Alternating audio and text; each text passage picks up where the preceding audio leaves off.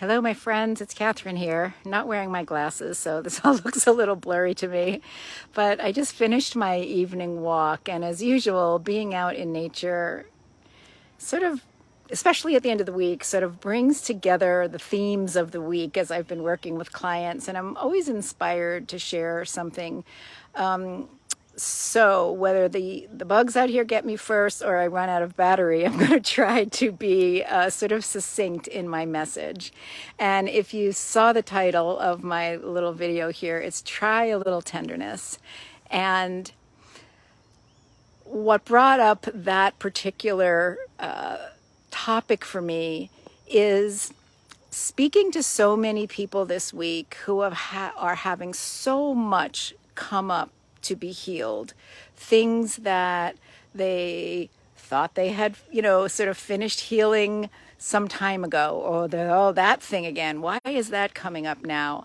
And it's not always said in, I'm so glad that's coming up for the opportunity to be healed even deeper. Usually there's a sense of, again, or somehow I did something wrong to deserve this, or I didn't fix it right, or, sort of impatience and frustration. And I get it, believe me, I am right there with you, time and time again when the same issues seem to keep coming around and we think, what the heck is going on? So I wanted to share a few thoughts about that with you. The first thing that just pops into my mind as I'm speaking is that proverb, you can never step in the same river twice.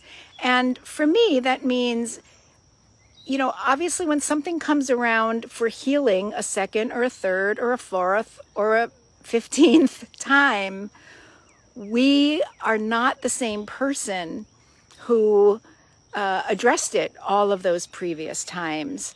We've grown a little, we've learned a little more. Hopefully we can bring a little more wisdom and compassion and understanding and acceptance and tenderness to the part of ourself that is still struggling, that is still perhaps getting triggered or being reactive to some fear or negative belief, or self-sabotage or negative self-talk, right? So we all, each time we go around, and it's sort of like a circular, a spiraling, right? Each time something comes back up into our conscious awareness when we get triggered or we catch ourselves in an old pattern, we get to either, deal with it from a higher level of consciousness or go deeper. I'm never sure which, they sort of feel the same to me. If I'm going deeper, I'm generally holding a higher level of consciousness about it, right?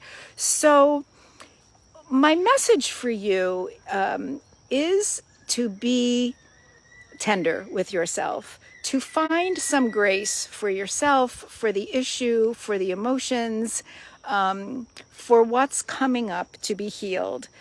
It could be just a little tiny crumb, right? A little crumb in aisle 5 that needs to be swept up for this issue to really be completed once and for all, for the healing around it, for the emotional charge around it, for any story in our head we've been carrying around it, any belief system attached to it, really may just be looking for one last opportunity to be cleaned up. There was something else that I was just going to say, and it went right out of my mind. Just give me a moment here. It's like a child learning to ride a bicycle, right? They're not going to get it right the first time, but you're not going to berate them the second time or the third time or the fourth time or the fifth time. You're going to approach them with love and kindness and grace and say, you know what, you did great.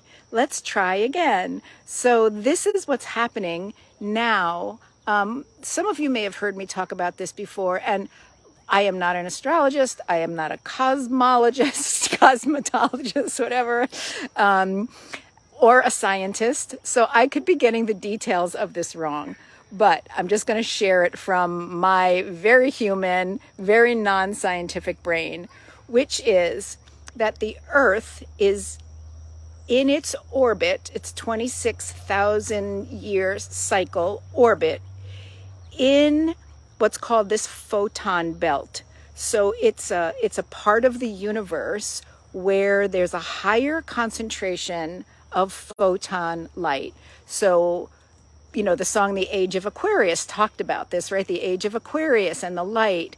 And as we have moved into this part of our orbit in our planetary path, there's more and more of this light bombarding the planet. And the further we get in, the denser it becomes.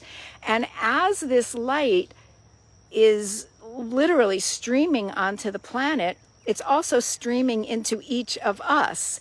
And it's forcing everything that's been in the dark, in the shadow, whether that's your own stuff that you've put back here, right, in your own shadow that you haven't addressed, trauma, or again, limiting beliefs or thought processes, or whether it's the shadow of the institutions that we've all been living in, right? The educational system, the religions of the world, the banking system, all of the systems, the economics, the healthcare system, right? All of these systems are literally everything that's been built out of greed or power over or control or manipulation is literally beginning to crumble and fall apart. I remember, you know, more than 20 years ago when I was reading spiritual material about this time in our ascension process, when all of these systems would collapse so that we could create something new. I call it creating heaven on earth, right? And I just couldn't understand how that was going to happen. How could all of these systems fall apart at one time and we continue, right, to exist? We don't just, you know, die off. And then, you know, sometime into COVID, I realized, oh my goodness, all of these systems are collapsing. And I believe that, you know, we may have been entering that stage for a period of time, but COVID was really kind of a deep dive where things really started unraveling, where for most people, caveat for those who were working in, you know, at the healthcare or I'll say education, they never got a chance to slow down. But most of the rest of us had an opportunity to slow down, to go inward, right? And really begin to review, revisit, reconsider, recalibrate, re-choose how we were living our lives. And I think this is all part of this ascension process. And from what I read and the people I listen to, they, you know, concur with this idea. And as part of this, just to circle back to what I started with, everything that you're holding in your field that is not a vibrational match for the truth of who you are as a divine spark of creation who chose, your soul chose to incarnate in this lifetime at this time to participate in this expansion, in this evolutionary process, in this ascension. It's now time for each of us to do our own clearing. I call it, you know, your own sort of spiritual archaeological dig, you know, looking gently, lovingly for all the parts that are broken or, you know, buried, and lovingly bring them to the surface and acknowledge the story, acknowledge the emotions or the hurt around that experience, and then bless it and release it. And then we get to create a whole new mosaic with all the broken, beautiful broken pieces that are now sort of, you know, this beautiful mosaic.